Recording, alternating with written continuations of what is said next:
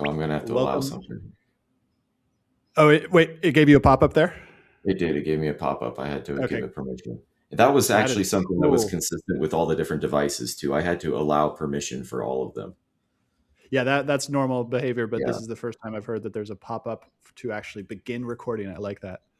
Uh, Welcome to the Crazy Wisdom Podcast. I'm going to leave that in just so everyone can be aware. If you watched a couple weeks ago, I went on a deep dive with Michael about how I was building this application. And here we are again. Welcome to Aaron Lowry, who is probably now the most interviewed guest I've ever had. Great pleasure to talk to you again. Always look forward to our conversations, man. Yeah.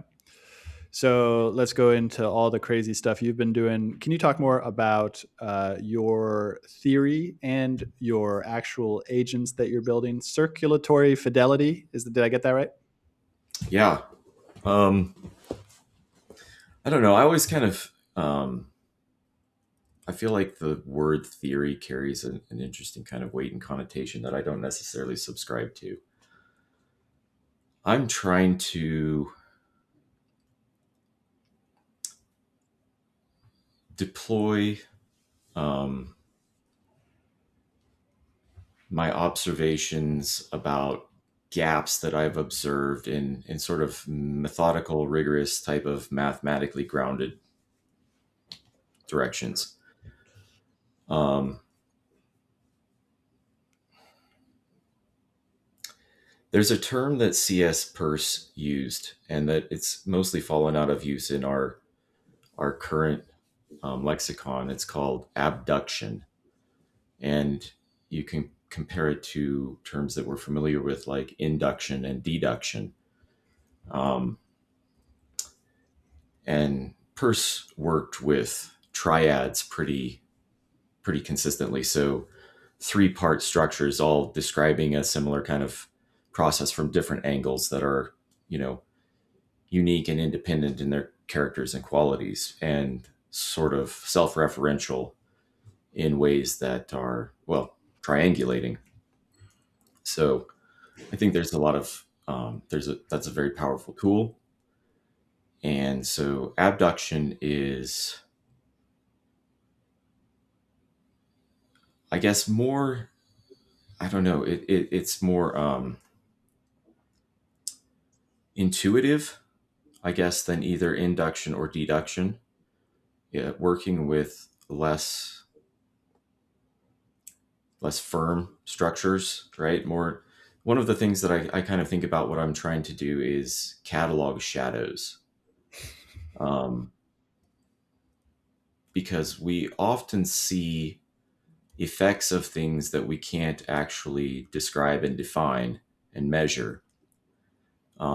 But there are persistent patterns of these things that appear. And we do this sort of in astronomy.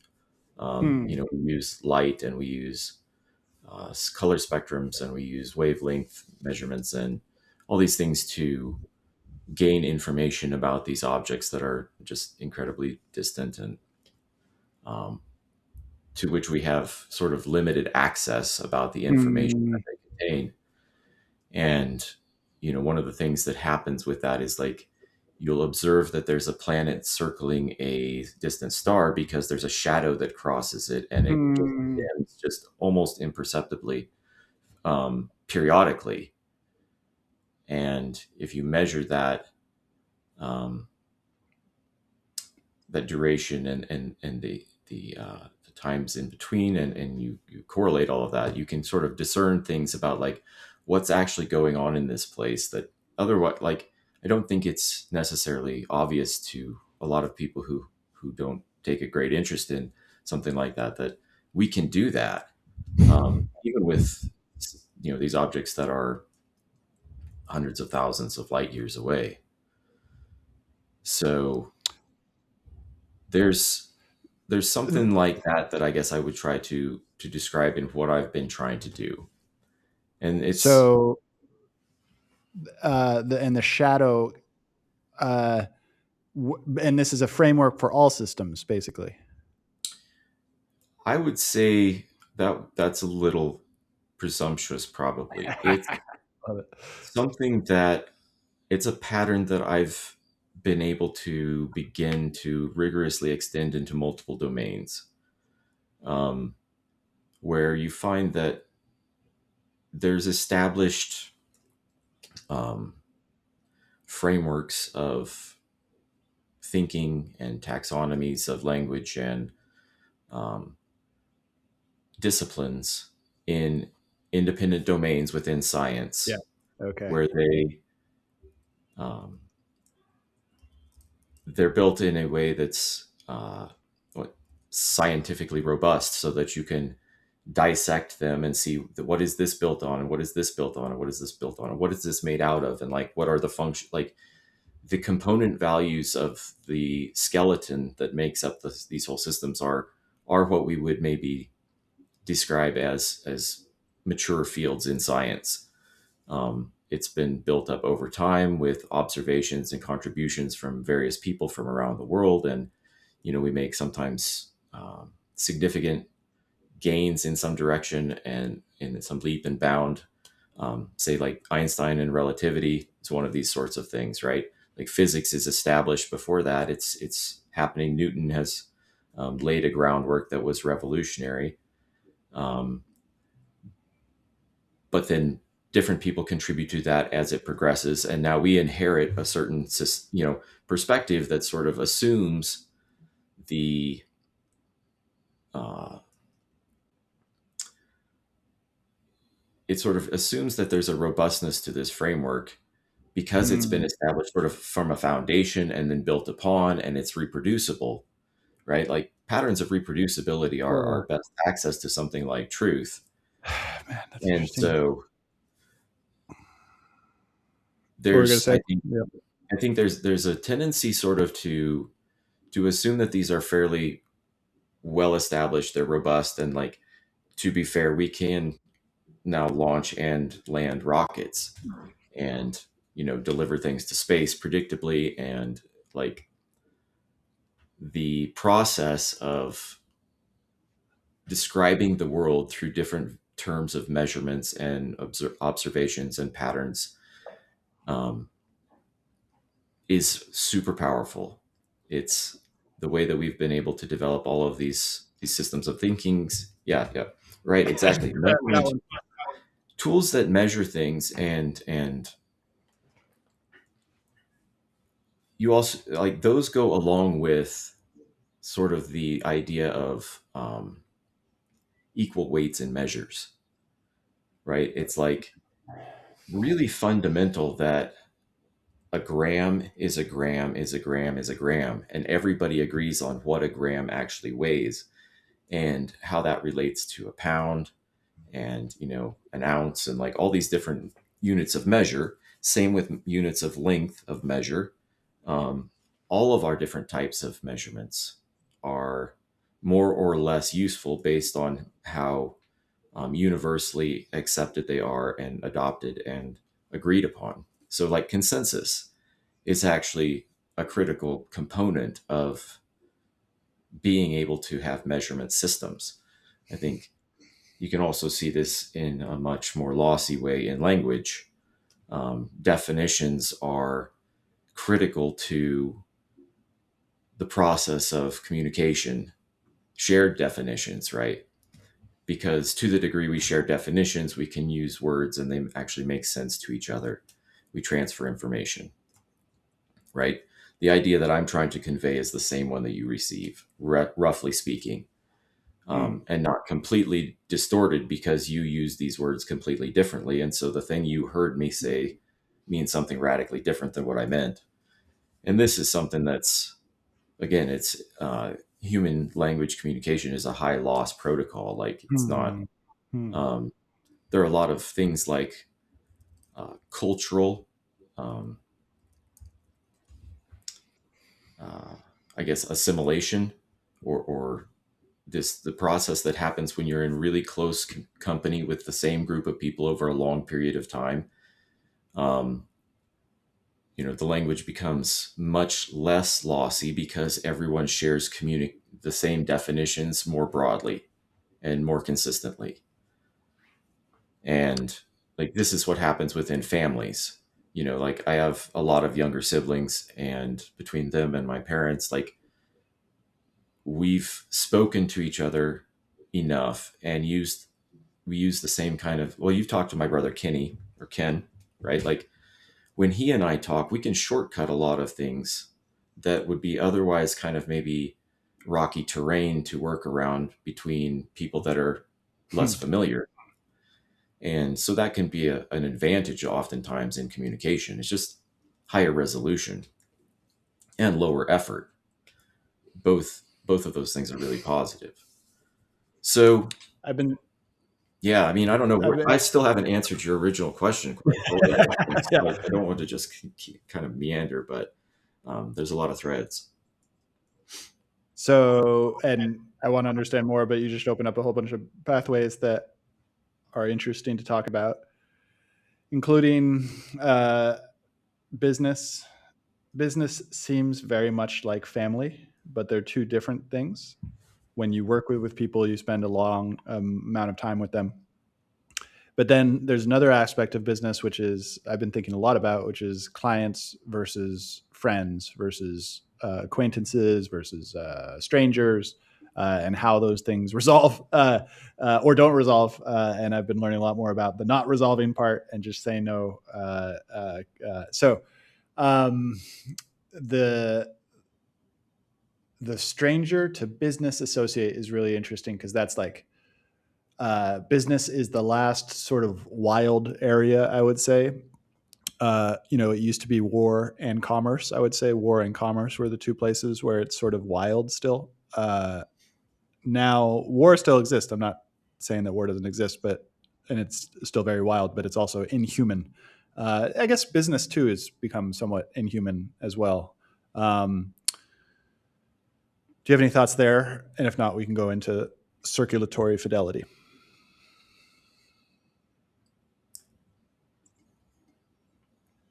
I guess my thoughts on that, at least off the cuff, are something like all of these systems are places where we deploy the most current technologies that we have. Mm. And so there's an aspect of that that almost necessarily makes them inhuman. Um, Hmm. like think about some of the revolutions that have occurred around mechanization and electronics and digital, and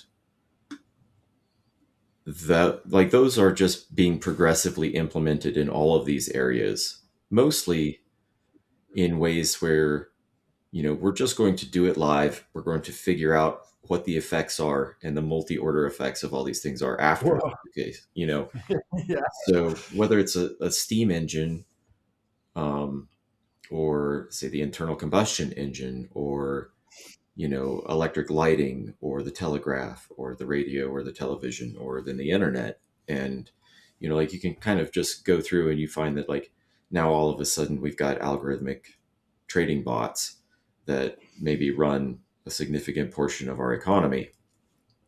So like we'll find out later how that all works out, but we don't, like so many other things, like we don't have ways to control for like an A/B test. We're just doing the Well, A test in the system, in production. the systems and the institutions, they have no way to do the A/B test, but we as individuals and communities do have that A/B test, right? Because it's all choice about how It's far we go into this. it's a question of time there, I think, right? It's just like you don't really know how they work out at scale over time until you deploy it Yes, and true. observe it.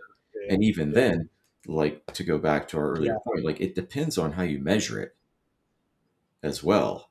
So, what tools you have to measure it, what you're measuring for, and like, are they, the best tools we have are, our best measuring tools are ones that have like zero bias.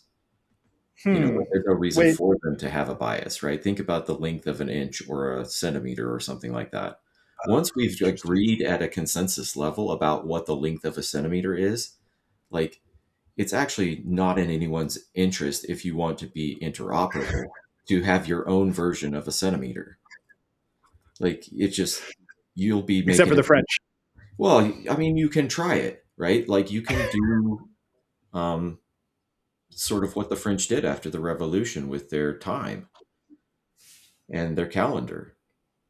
Um, like they tried to implement a completely different structure of the calendar and, the work week and the day and like it, Man, what an it interesting was time it quick. must have been to be. It must have been an interesting time to be there during that time period, although a Well, very dangerous so, time as well. yeah, like so destabilizing, you know, Yeah, like yeah. the consensus mechanisms are highly useful for interoperability.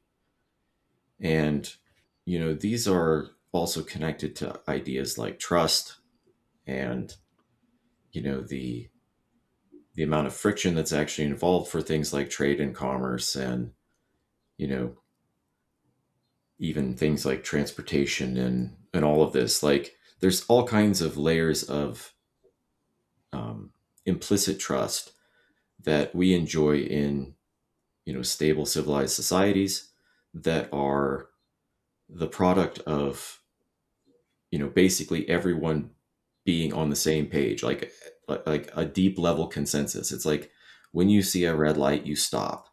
When it turns green, then you can go, right? Hmm. If you follow traffic safety laws and everyone else does too, then everyone becomes highly predictable and the whole system functions pretty seamlessly. And, you can actually drive on public highways in different countries and experience the variables in how this works, and sometimes it's not a matter of like higher or lower degrees of trust. It's like just what are the baseline expectations and how well does everyone adhere to them? Because you've lived in some countries around the world where Where transportation they don't. is beyond Yeah, hectic, yeah. and the consensus of how people obey things like what we would consider to be traffic safety laws is like it's not even present. Nobody that's not how the roads work. You know, I'm in the the. roads work I'm by in the. people darting in and out on Yep. mopeds and, big With lorries chickens with and smoke cows coming and out. And like, yeah, it's chaos, but it's functional for the people that are adapted to it and are operating on the same level of expectations. But for someone like us who expects maybe like people to stop and go at green and red lights and, signal before they turn and, you know, it's absolute chaos. I'm in the perfect middle ground right now I between suspect total that, chaos. yeah, I mean, that's kind of my perception of most of South America, I guess, is that it's because I spent, time in Ghana and that was, I think, probably more akin to what you see in Asia. Um, and then I've done some driving in Europe in different countries, and like there's a vast difference in countries, even in Western Europe. Um, but I think South America, like you described, is probably accurate. It's kind of a middle ground. So, what is the relate? How does circulatory fidelity help people or help you measure things? I would say that essentially what it is a measuring tool. And it's just an algebraic decomposition that I've found rigorous patterns for application across a bunch of different domains where it's describing the what you're measuring is the load bearing dependencies between Hmm. things in the relationship that what in whatever relationship they contain. And so the breakdown is essentially that you measure the nodal value, which is the what say that's the value of what you have when you break things down to their their smallest Mm, observable mm, mm. definable levels. Like, it can be in different fields. It could be um, molecules in chemistry. It could be atoms in physics. It could be Mm. all kinds of Agents. sort of applied at different Agents. resolution. Um, but what you find is that some things are coupled together so closely that if you break them down and try to measure and observe them by themselves, you've basically lost all of the relevant information about them. Other things are actually Mm. very efficiently factorizable, or you can break them into their factors, and you can get a high resolution, accurate description of what they actually are just by observing what they actually are. Huh. So this is not equally distributed, and actually, a lot of, I think, the material world that we interact with is actually efficiently decomposed and factorized into the nodal values that are represented in this, say, like the scientific systems that we use to currently measure things.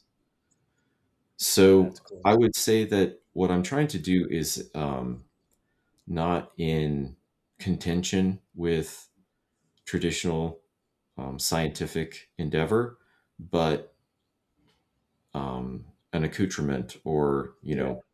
to try to um, try to provide a lens to help capture the thing that we lose. So to get to a point that we're both, like, some terminology we're both familiar with from Vervaeke, combinatorial explosion is a real thing all the time for every bounded observer. And Yeah. humans are bounded observers. We across all a whole different spectrum, but all embodied. So the body is a baseline that's unique and individual for every single person, right? Like, Hmm. no two of us share the same exact body composition. We all face the world through our own two set of eyes and with our own perspectival ground, and in some sort of orientation or posture, right? Like in every given moment, like you're constantly embodying your perspective in the world, and it's got all of this heritage of experience, and all of that was all filtered through your particular encoding, like your orientation, your focus, and all of this when that thing happened, right? So very unique, independent, individual experiences. And but we all have a body. The body's kind of the ground of all this system of values that grows out of, like, metabolic constraints and you know um, demands for shelter, food, clothing, like da da da da da, Maslow's hierarchy kind of thing, right? Like, these kinds of things um, are very much abstracted away from us today in most of our lives. Like, we're not living subsistence farming or hunter gathering and, like, all these sorts of things. Like, we're um,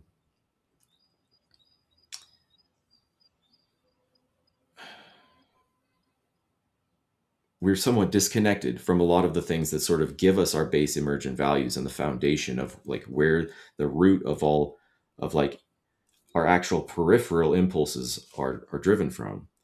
And so Hmm. if you kind of take that as a base perspective, and then you evaluate this reality of, like, combinatorial explosion, and this process of trying to do relevance realization to engage with the environment that's you know more than you can process at any given moment, and try to deal with probabilistic potentials that have kind of like infinite cascades of multi-order variables, then you just drown in that if you can't narrow it down and take steps. So what you do to narrow it down and take steps is you factorize, you decide what is Hmm. relevant, what you're going to pay attention to, and what you're not. And this is the same process we do when we do sort of reductive measurement in science.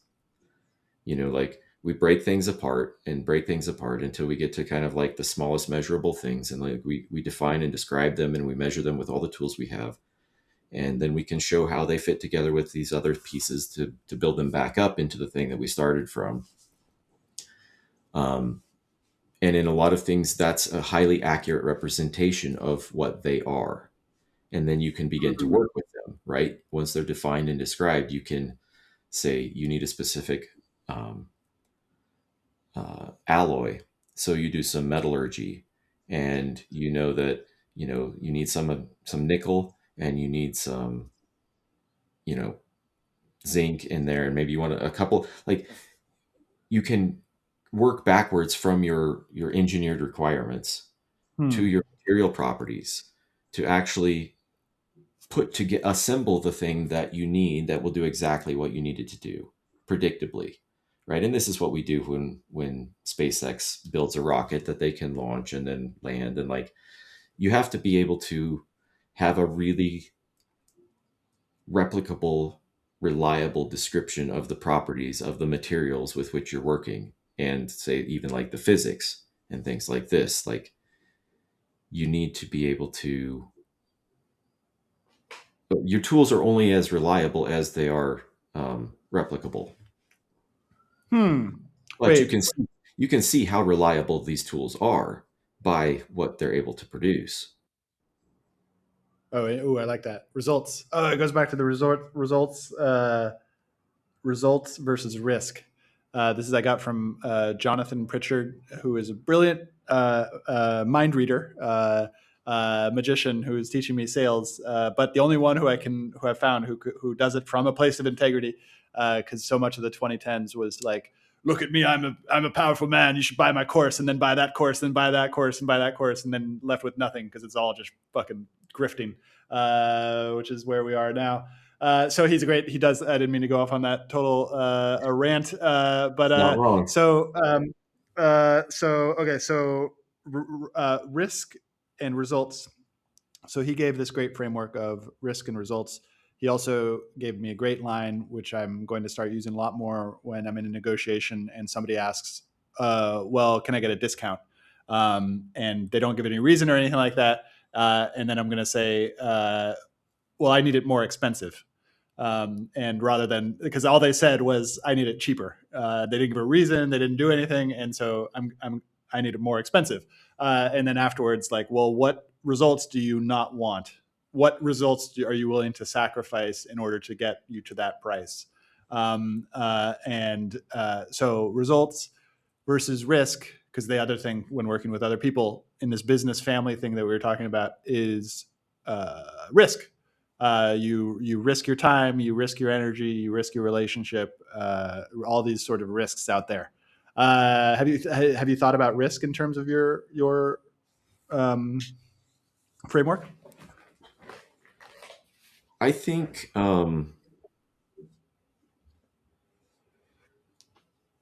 I think risk is one of the things that is contextually dependent enough that it's almost sort of encoding dependent. It depends on where you measure it from, or like exactly what circumstances are or something, and it that can be a little different. So I tend to think more in terms of cost. Hmm. Um, within the framework of the lab, I do it in using things like thermodynamics, and um, What is thermodynamics? thermodynamics um,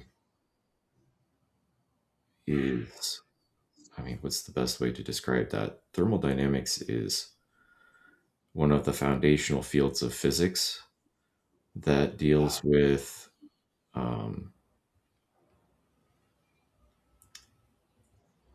energy.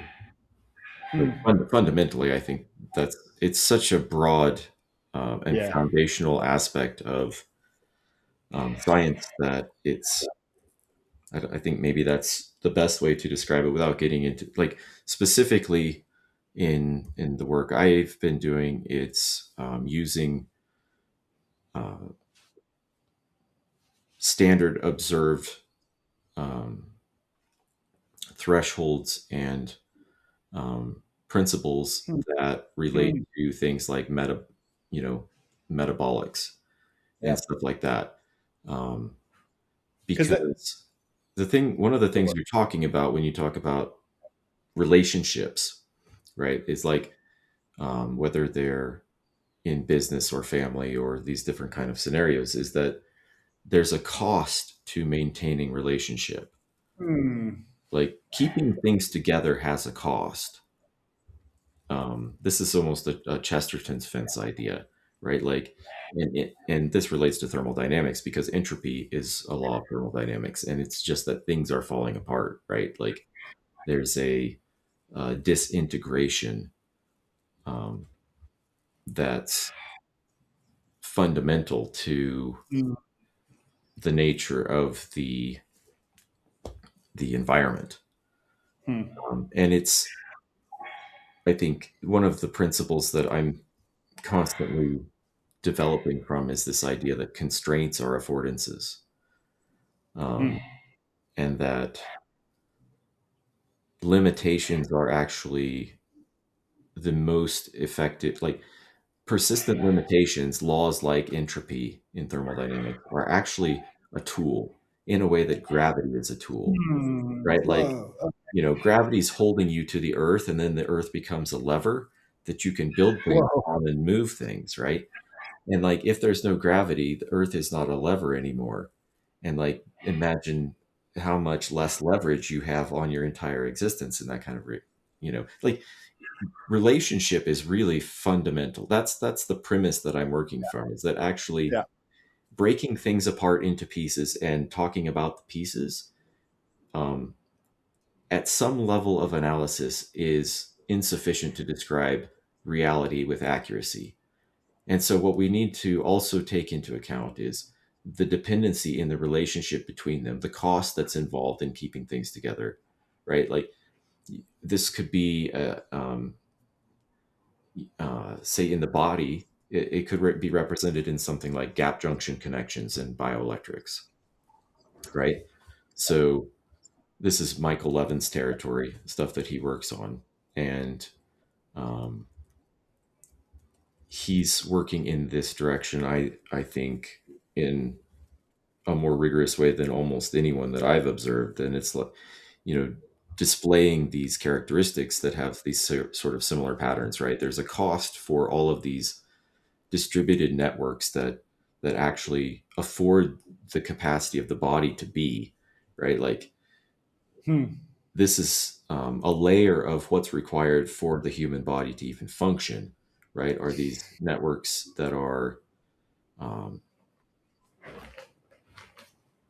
connecting all sensory systems and organ systems and like all Hmm. sorts of things and coordinating things so that you can have things like cell reproduction going on all the time without half of them turning into cancer cells, you know, Hmm.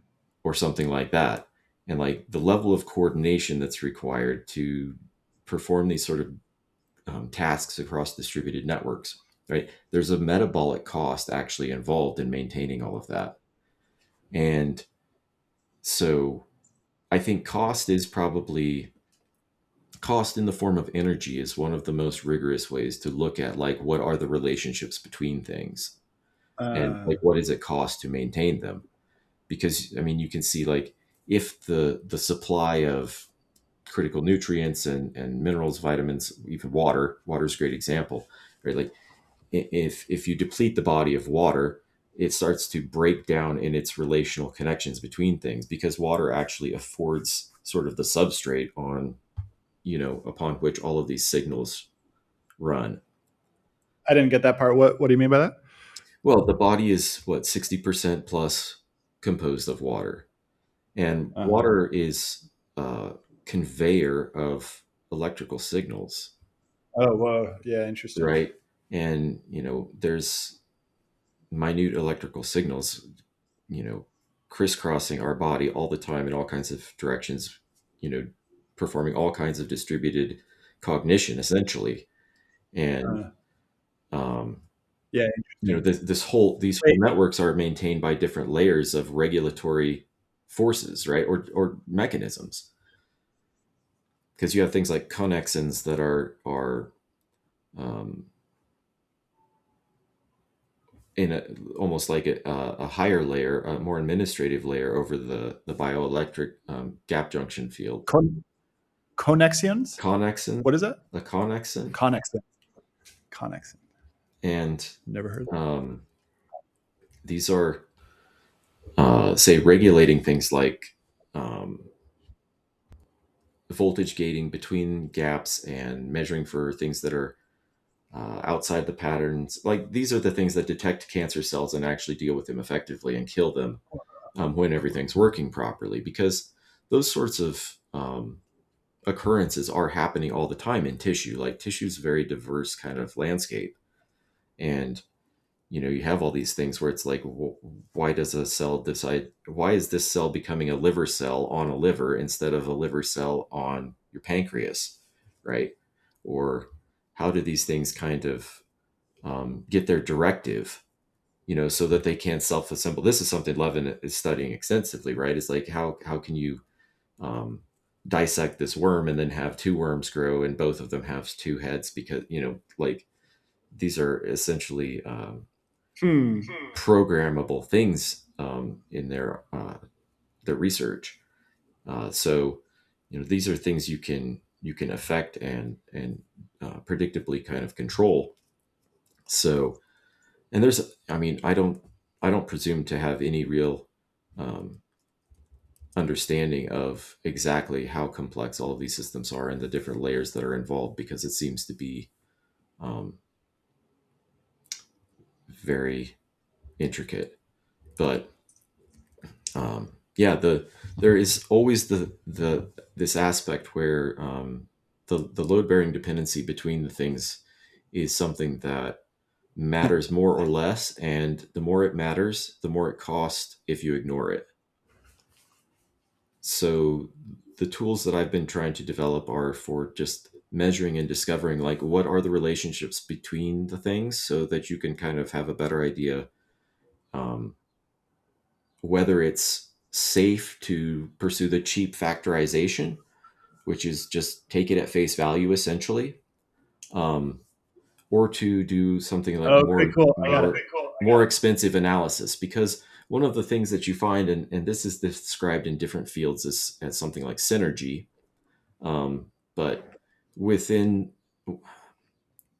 with to address this sort of without getting too deep or off the rails, like within the agent network system that I've built to do this research, the lab, um, one of the defining structures is a system that I actually developed off of Peirce's semiotics, um, to classify um, at different levels with accuracy or like confidence are definitions for interdomain communication within the lab. So I maintain a glossary that's shared, and then like Hmm. there's basically an engine that is designed to do precise translation between domains using established mathematical tools that I've worked out between those domains in the past. So when I find patterns that replicate in different places, and you can make, I mean, there's different levels of classifications of what those relationships are and how I can use them. Um, but it allows you to get a different perspective oftentimes about what you're actually measuring, what you're actually working with, and maybe sometimes see patterns that haven't been explored in some domains, um, that seem to have a high probability of maybe having some relevance there. So circle that back around, this idea of synergy, it's interesting because I ran into the problem of like not being able to translate it between domains reliably, because it's used in different domains with an established taxonomy there that's different than in other domains.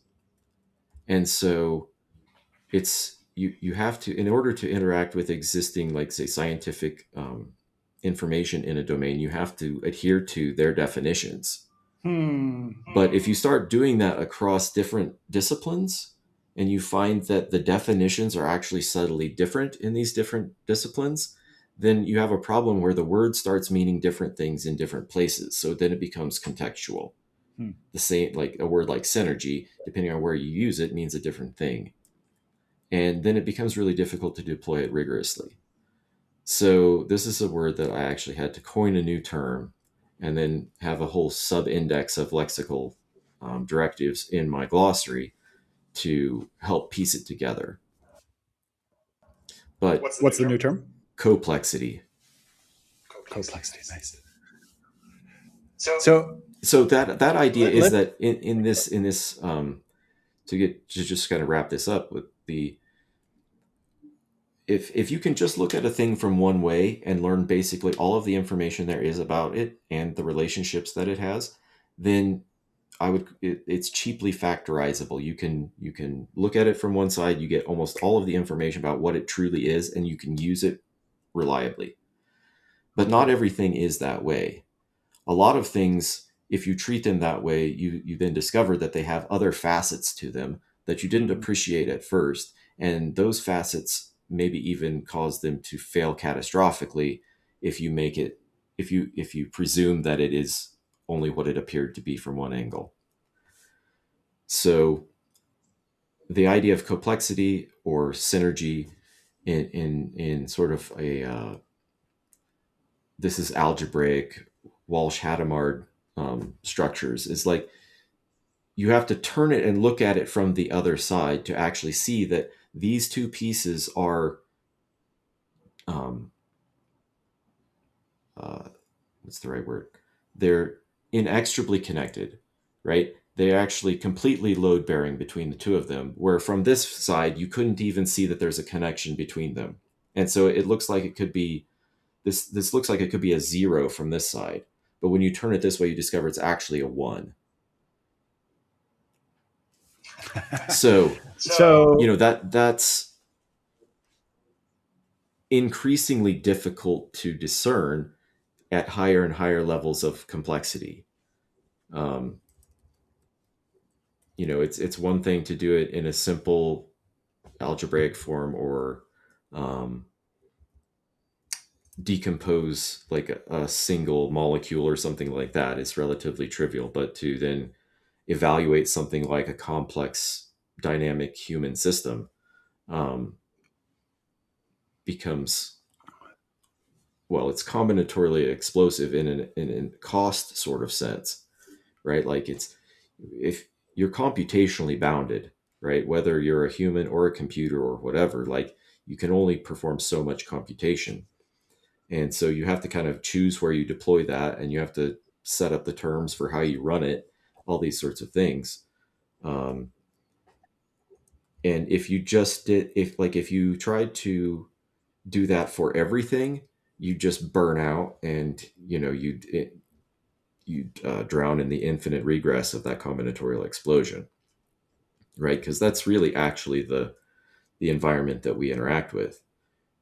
But we have to trim it down to make it somehow manageable and tractable, right? Tractable is the term that you use in computation.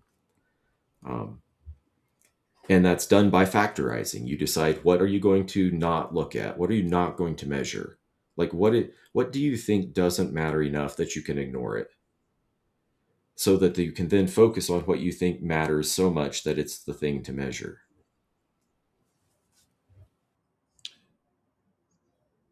let's go into ontologies, because what you're talking about reminds me a lot about ontologies.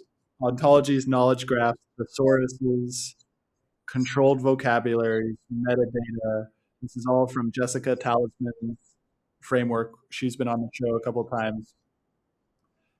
All about how each word has a concept, and we think that each word and the concept are the same thing, but actually words and concepts can diverge in a lot of weird ways that no one pays attention to unless you have 1 trillion Amazon listings.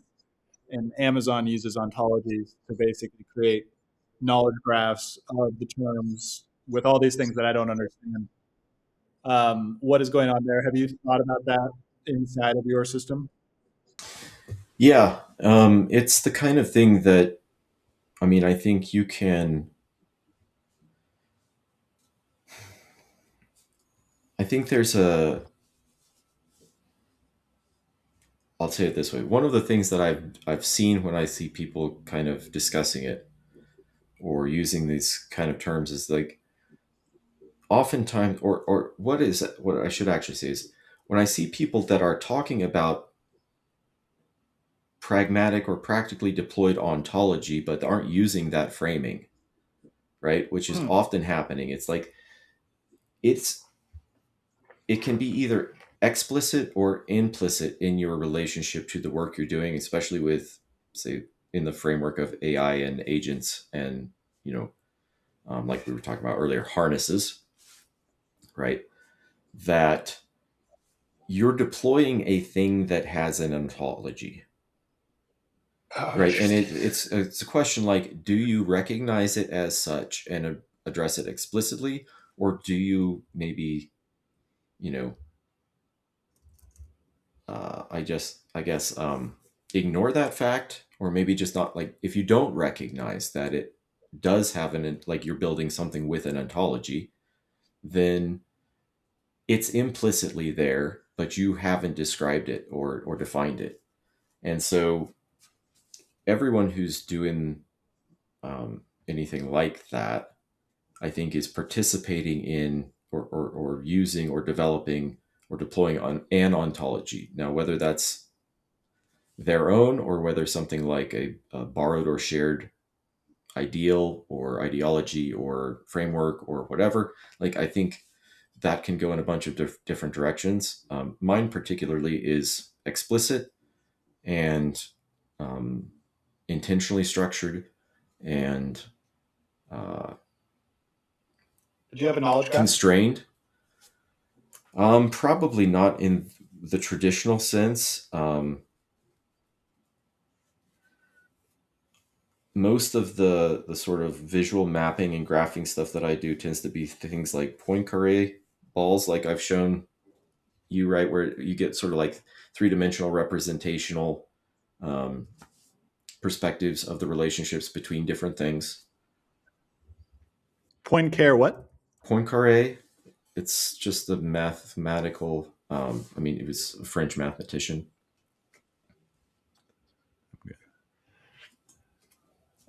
So Poincaré discs or Poincaré balls are kind of a geodesic um, formula for depicting information.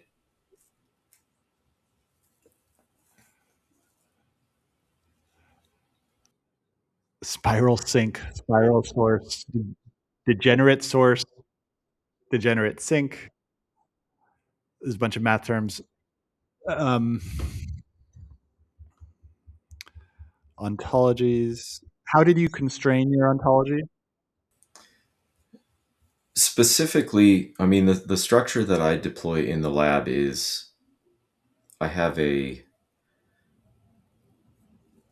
I guess the place to start is probably there's a flat layer that is all the specific domains and their agents. So these domains might be something like thermodynamics or information geometry or, you know, hyperbolic geometry or something like that, variational inference. Um, and there are different tiers of domains. So for a domain, I operate with actually four different tiers in the lab. The bottom tier is considered a frontier, where things are highly exploratory and there's very little validation actually done, and they don't have many connections that are established to other domains. And then as you work your way up towards the tier one domains are pretty rigorously established and have many high level edges or connections to other domains. Edges are ranked on different scales based off of, like, are they a structural correspondence? Are they a mathematical, equivalency? Are they, like, what level of dependency how much weight can you put on them? What do they do? Like, what can you translate between these two?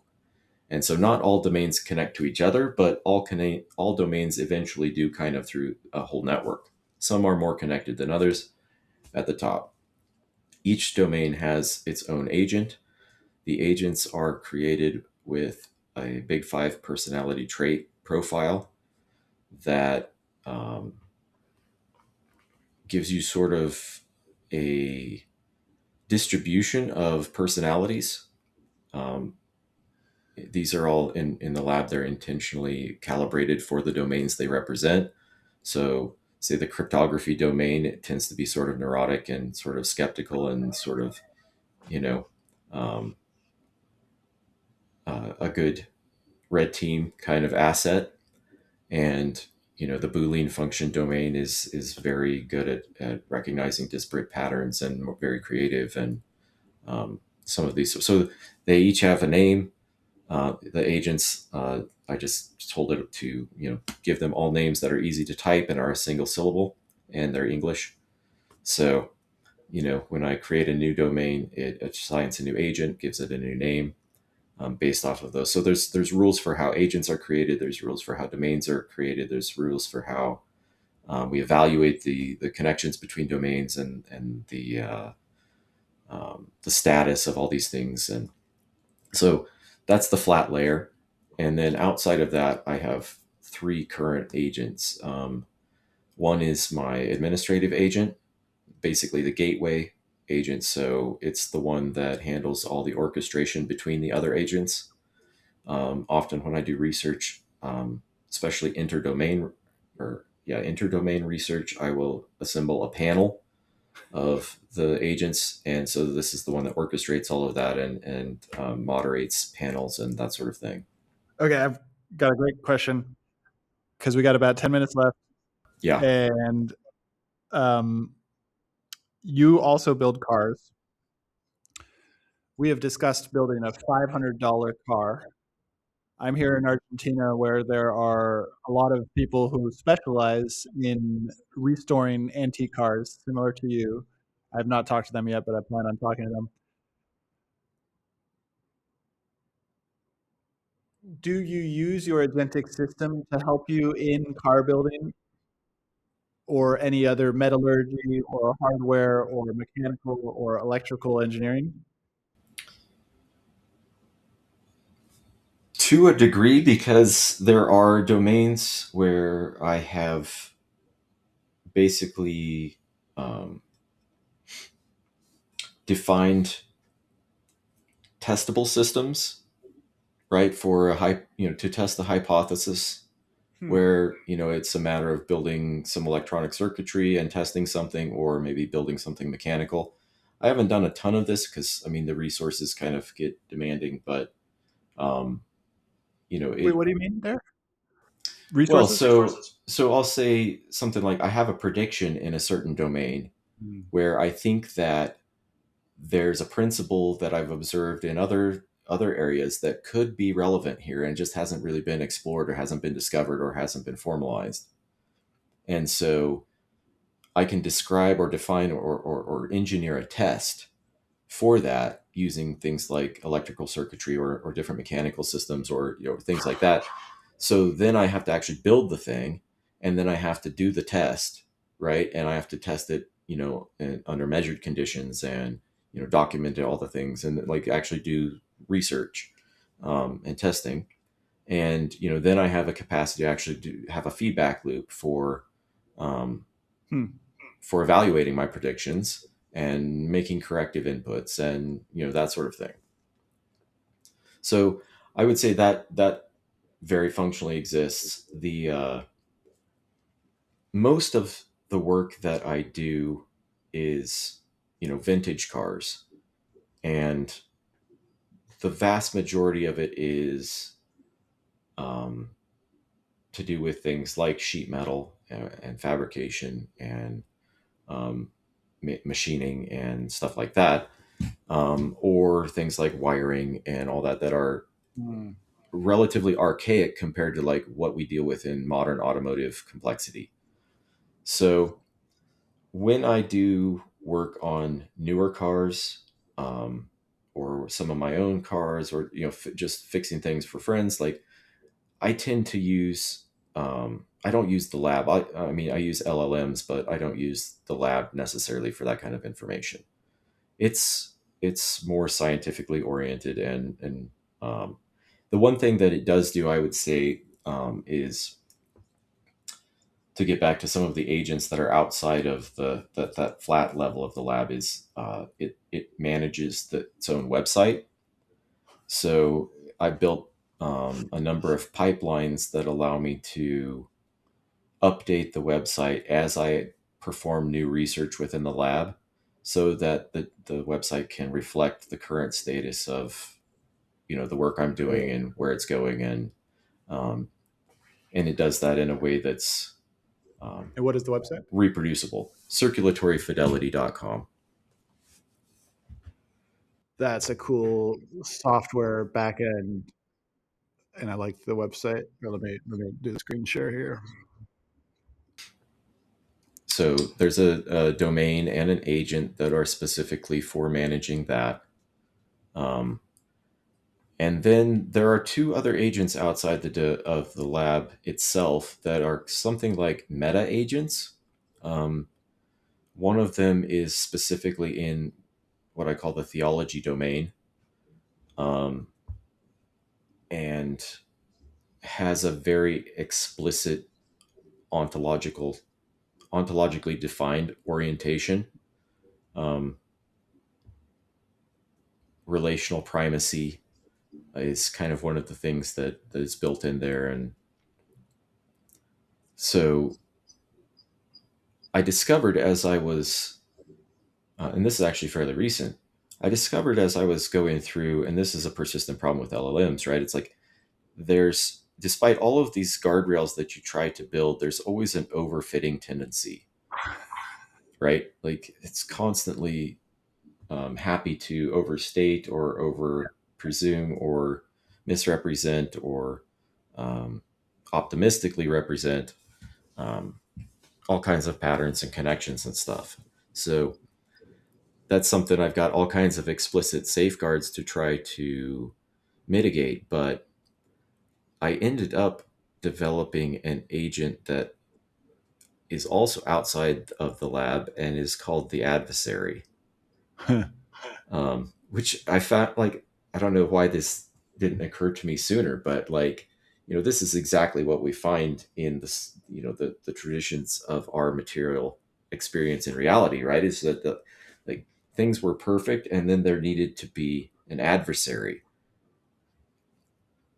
And how you formulate and frame that is really, like, it really matters in what you think an adversary is and what it does, because the thing that I observed within this laboratory environment is that the adversary, and this is explicit, is designed to be a generative tension mechanism. Hmm.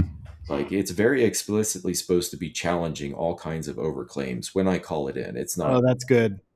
because That's it's not important. part of the operational lab, it doesn't show up unless I call for it, but it exists at a meta level outside of the actual that flat level of domains, where it can kind of observe macro patterns, and it's explicitly oriented towards sort of a reductionistic um, just, ontology, right? Like that's fundamentally, it's that the things are more important, are more real than the relationships between them. Whereas the other side, the theology side of the lab, is explicitly that the relationships are more fundamental than the things. So Hmm. that's intentionally, I guess, set up to be a generative tension, and in process, it works quite well. Um, Seems like you're be- onto something. And um, how can I use this? You've already given me GitHub before. How can me or other people, including my AI Whisperers workshops, because you mentioned you use it for science, or you use it for research in exploratory things, right? The research is very much oriented towards describing the lens that the tool is itself at Oh, this point, right? Like I'm I'm trying to work out what it is, what it can do, and what it can be used for. And part of that process is figuring out like where does it actually apply and what does it describe in that domain? And is that useful or not? Like some domains it's are there are probably far fewer practical implications than for others. Like I really think things like cognitive science and whatnot, there's a lot of work to be done, and there's a lot of potential for describing mechanisms that we don't currently have great ways to um, define. But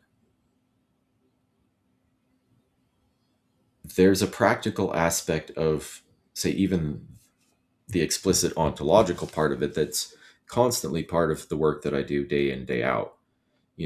And we've talked some about this, but like the idea that your posture and your orientation affords your perspective, what you actually can see, and then your attention picks out from that what you realize and something like what you appreciate and make real. And then based off of that orientation and your intent and your um, what your expenditure of attention and energy, like you bring things into reality that weren't before.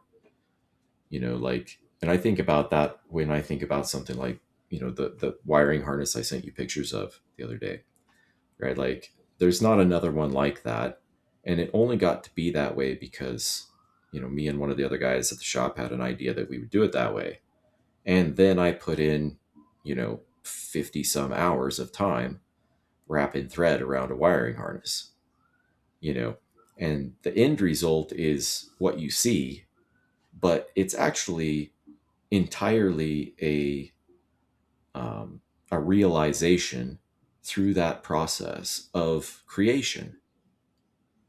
And I think genuinely like that is the